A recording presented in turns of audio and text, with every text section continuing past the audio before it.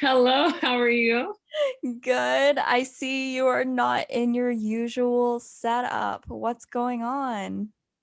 This is very true. I am currently training for a Peace Corps COVID response position that I have been accepted for.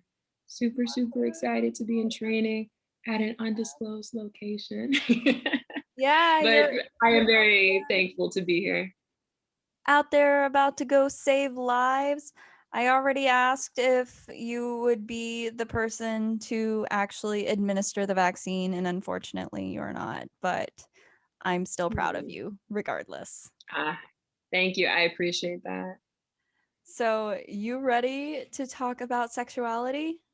Is it sexuality? I absolutely am. This was, I mean, a shorter chapter. It really was. I got a lot of I don't know, it was just it felt like it was not as deep into, like, the history of it.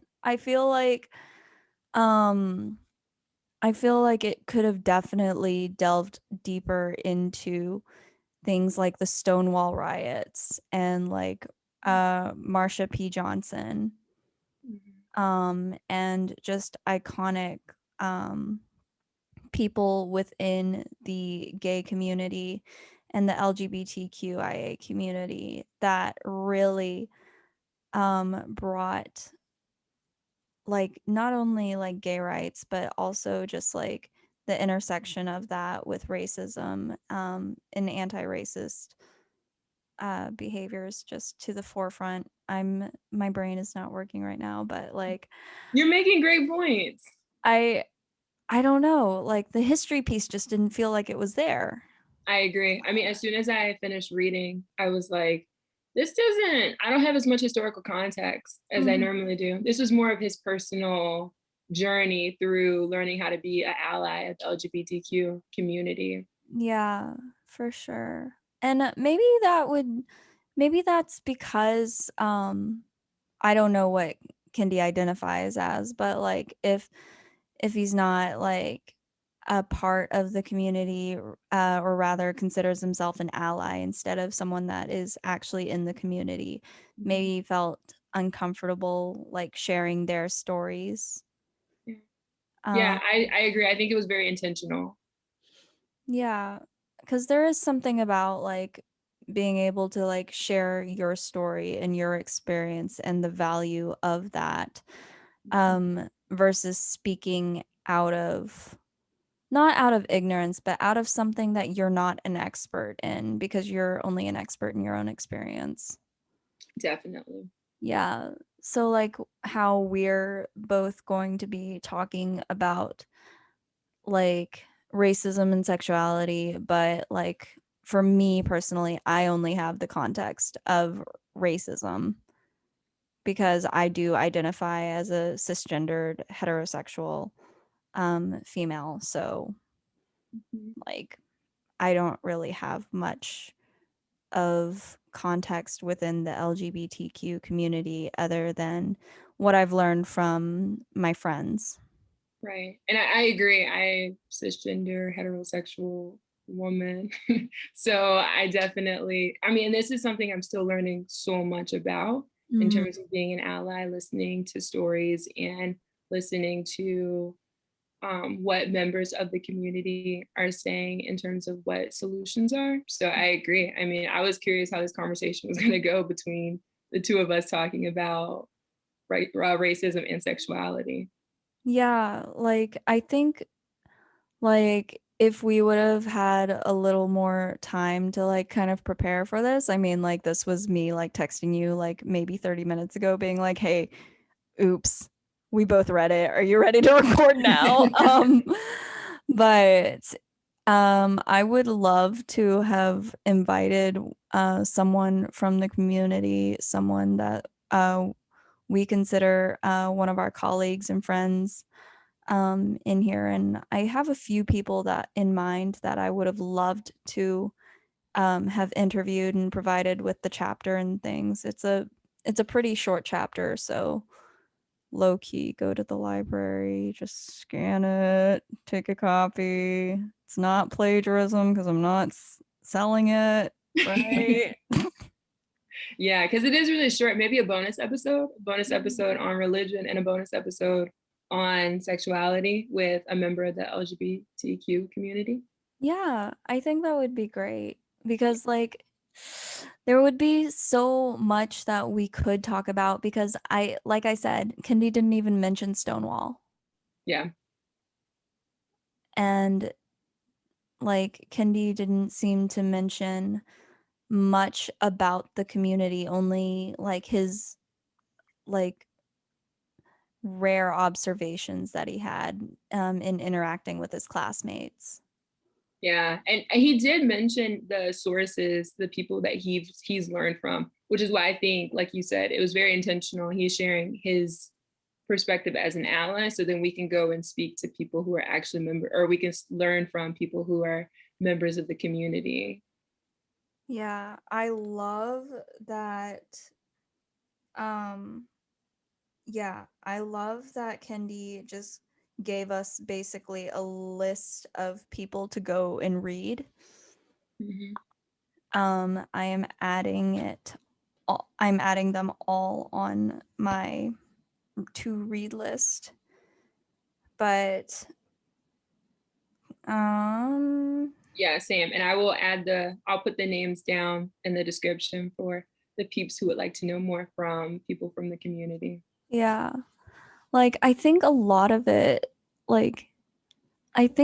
of it was just like I don't know, like how Kendi said that they were that he was raised both racist and homophobic. Once Mm-hmm. again, gender and sexuality kind of go hand in hand for me in my own like learning and growing. So like I don't think I was specifically taught to hate a population in that sense of homophobic, but like homophobic ideals were very much instilled within me just by the omission of people from the community from my life. Like, I don't really remember meeting someone from the LGBTQ community until I was like much later into my last couple of years of high school and even into college. Yeah, And I and mean, I was go mhm. ahead. Oh, sorry. I was like, and I could have met others of the in the community, but they just didn't disclose that to me, and they could have chosen not to. Mhm. Yeah, I feel my experience was the same. I remember there was one person at my church who I know they were cross dressing. And so, but that was not well received at my church. And so, Mhm. message sent very clear at a young age that, okay, we are cisgender people, we are right. And then other people are not okay, Mhm. which is not good. Like, I remember I learned most of what I know now from a very dear friend of ours and a classmate, whom I still like definitely look up to whenever it comes to the community and these issues. And they were always very outspoken um, about these issues as well as like just not being ashamed of who they are and just also just kind of just leaving it all out there, just like this is who I am, take it or leave it. So I'm really really grateful for those people that came into my life, even as late as like late, we're still pretty young, um but even as recent as grad school, because I do think that our cohort was probably the most diverse group of people that I've ever encountered. Yeah, I would agree with that. Yeah. Definitely thankful for the people who have taken me under their wings and have taught me and helped me grow, let me know when things are not okay and not appropriate, and how to be a good ally. Exactly. So like how did like the intersection of like sexuality, the LGBTQIA community and racism, how did that really affect you, I guess, throughout your time in grad school? What an interesting question. I think the biggest thing to me was that I can't say that I am pro-Black, like anti-racist, if I'm not talking about all lives. And I have never personally had a problem or like any type of prejudice against people who are members of the LGBTQ community. I wasn't necessarily a great ally, but I never had a problem. And so just taking that a step forward and really understanding like my role in helping hopefully build a more equitable society really came from understanding that I really have to support all people, all Black and brown people. And this is a huge community that is so underserved. I can't think of a time specifically at Columbia where I knew that the intersection was something that I had to pay more attention to. I think I just noticed over time tiny things that added up, and I was like, oh, actually, no, this is definitely something I need to pay more attention to. What Yeah. about you? I think it really goes to back to that original idea of like, just because like I'm not homophobic doesn't mean that I'm like, doesn't mean that I am pro like anti homophobia. Yeah. Does that mean? Yeah, Yeah, it's does like that the make sense? difference between racist and anti-racist. Yeah. Exactly. Yeah. The difference between not racist and Oh, anti not racist. Not racist and anti-racist. not racist and anti-racist. Yeah, it's really interesting taking more of a proactive and a more brave step into the direction of advocacy. For me, I think, especially like advocating for LGBTQ rights in my interpersonal relationships and like my everyday life, since it's not something that I really necessarily grew up with. Taking that intentional step in that direction has always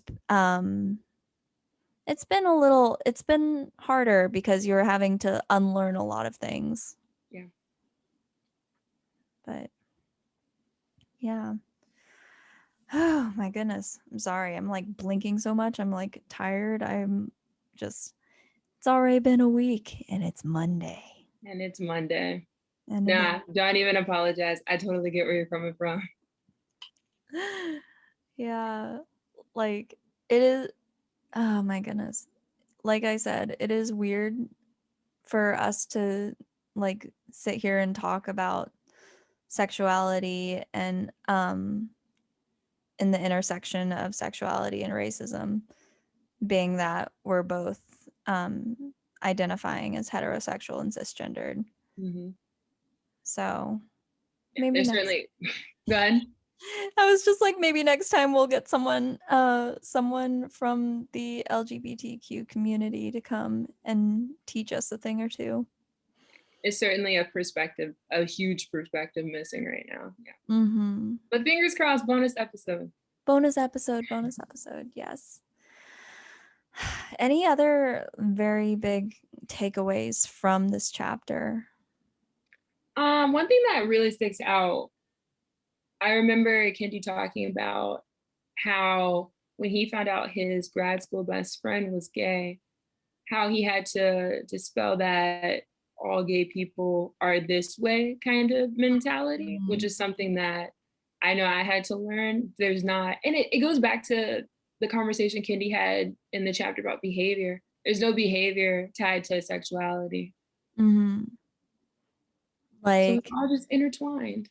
exactly. Like it's like there's no specific way to be gay. Mm-hmm. There's no specific way to be straight. There's no specific way that you're supposed to be expressing your gender or identifying as. And so like a lot of it is just like these pressures that society has put on all of us, but we also wonder like who put those ideas out into society too. Right. I mean, he did go a little bit into the history about lesbians specifically, and how there were certain body types Mhm. that scientists thought that would tell if someone was to be a lesbian. They thought like this is the telling sign. If they have this, then they're more likely to be gay or lesbian. Mhm. And those are mostly women of color. Mm. Like, I think that can be said, like, who were these scientists and why were they experimenting slash like who gave them permission to um not experiment on, but to observe black and brown bodies in Mhm. the way that they could just make these assumptions Yeah. that you're more likely to be gay if X, Y, and Z. Like, that just feels like such a violation to me. Yeah, and I feel it wasn't done consented. Mm-mm, There was not consent. no.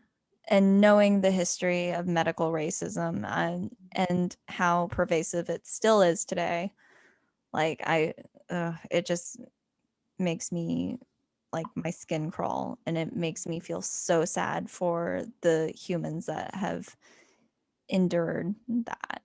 Yeah. And And it's not like that research was done to help a population, to help serve a population. It was done strictly out of racist, sexist, homophobic mentality, just so they could prove something that wasn't even true in the beginning. yeah, like, oh my gosh.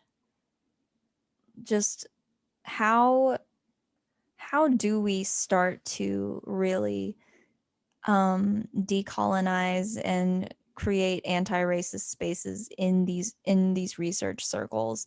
Because I remember one of my professors in my clinical class like really talked about how research is political, knowing what research gets funded, knowing what research is like, who is paying for these studies and what are these studies really interested in.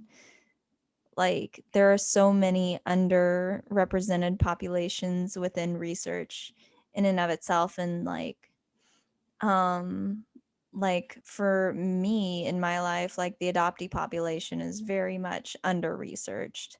Mm. A lot of it having to do with like once the adoption is signed, it's like um there's not a lot of follow up afterwards. So Okay. it would be really, really hard to get data on adoptees if they're already adopted. Mm. So like, I don't know, like research in it like is such a huge and vast field that is geared towards racism, unfortunately. Yeah. And then who excels in those fields historically? Yeah, it's been people of privilege. Mm. Oh my goodness.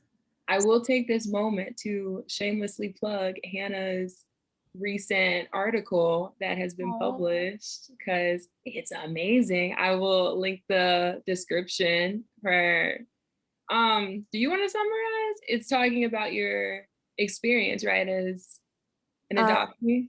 yeah, just my experience as an Asian adoptee. It was for Overachiever magazine. I was really, really excited to be able to do that interview and to talk a little bit more about what we're doing here in the Anti-Racist Book Club. Yeah. Yay. So that was a shameless plug. I will link the I will link the article in the description. Thank you as well. Oh my I'm goodness. not sure. I mean, go ahead. No, you go. I just think about what Columbia was trying to do in terms of faculty. And I remember my policy professor talking about, because she was a white woman and her job in being an ally and Columbia's like stance in trying to have more diversity in their faculty, but then also not really supporting their not white and cisgender faculty. So how do you even decolonize that space? It's Oh my goodness. So much of it is historically rooted in just racist, homophobic like ideals and spaces. I remember another one of my clinical professors talking about like how they wanted to research specifically um on loneliness in gay men, but there wasn't any money in that. So they changed it to wanting to research loneliness in older people because the money was going towards research for older people. So they just tried to like work within those parameters to like include the gay population as well.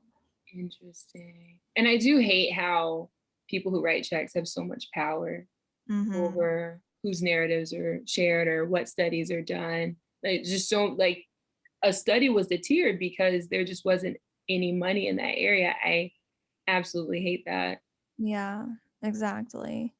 And like if I could get so much like if research didn't cost anything, just imagining the kind of research that we would be able to produce, the kinds of studies that could be done and what we could find out about just different populations and find more about ourselves and humanity as a whole.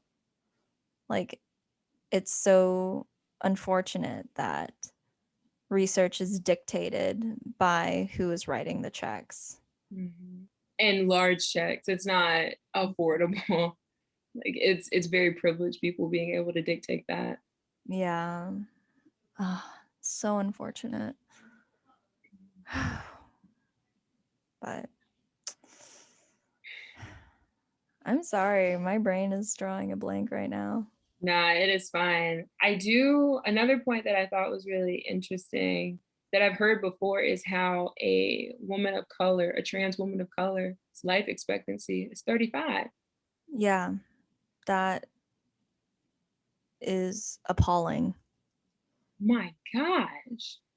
Like, I do know that um that people in the LGBTQ community are more likely to be diagnosed with mental health challenges, and they're also like X amount times more likely to commit suicide. But also, what is crazy is just the amount of murders that happen within the LGBTQ community. How many people have literally just killed them um, over being who they are. Yeah. Just trying to live a peaceful life, which is, I think, what we're all trying to do, but that Yeah, has been taken away. yeah. For one reason or another, of like the murderers believing what they believe and whether or not like they think that they have within their power to dictate who has the right to live or not is just really appalling to me. Yeah, I was reading an article and it was actually based in the UK. One, it was a blog more so, and Mhm. somebody, a woman, transgender woman of color was sharing her story, Mhm. and she was saying that the like just the different attacks that she's dealt with just going to cafes and Mhm. bars was overwhelming. And I mean, Mhm. and another point she brought out was that the media was against them. So not only are they being attacked, but the media is deifying them like it's their Mhm. fault, which back to the media. Back to just scapegoating and like people just blaming anything that just seems inherently different Hmm. is really, really upsetting. Yeah. I think you bring up I think you hit the nail on the hammer when you Nail said, on the head. We're both tired. It's oh, oh my God. When you said that, What did you say? That they are being attacked for who they are. You Mm-hmm. can't go to a cafe, Mm-hmm. just living your life, minding your own business. Oh no, what I was talking about was how they believe that people have the right to attack and Mm-hmm. bully and harass and kill just because someone is different from what they believe is right. Mm-hmm. I feel like that takes a certain amount of privilege to even think that you have the right to do that. Mm-hmm. Like I remember someone uh introducing the term Christian privilege to Mm, me one time, and I was just like, what is Christian privilege? And they were like, well, you get the holidays are recognized nationally. mhm, Um it's normalized and it's okay. It's almost okay to identify as Christian versus um identifying as Muslim or Hindu or Sikh. Um like you're not seen as othered mhm. in such a drastic way as like any other religion in this country. Yeah. And I definitely, I haven't heard the term Christian privilege, but it's definitely something, the theory is something I've thought about really since high school when I realized Hanukkah Mhm. starts in the beginning of December. But Mhm. Christmas break or winter break isn't until right before Christmas. Or Mhm. I remember my friend having to fast and then go to school. Yeah. And the fact that I never, all of the holidays are centered around my religious holidays. Mhm.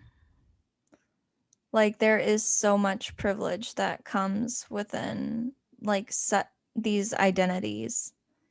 And Mhm. so and what's interesting is like we don't choose these identities. You don't get to choose like who you are, how you identify. It's just how it is. Like that's just who you are. That's So, definitely a misconception I hear. Because when I talk about like the LGBT community with people, some of the people in my life, they're like, oh, well, and I do not agree with this at all, but mhm, they're like, oh, well, you're encouraging it. Almost as if they believe that it's like an attention seeking kind mhm, of thing, where if you identify with the LGBT community, that by me supporting you, I am encouraging something that mhm. otherwise is not really there, which I don't know how to change their minds. I wish I could.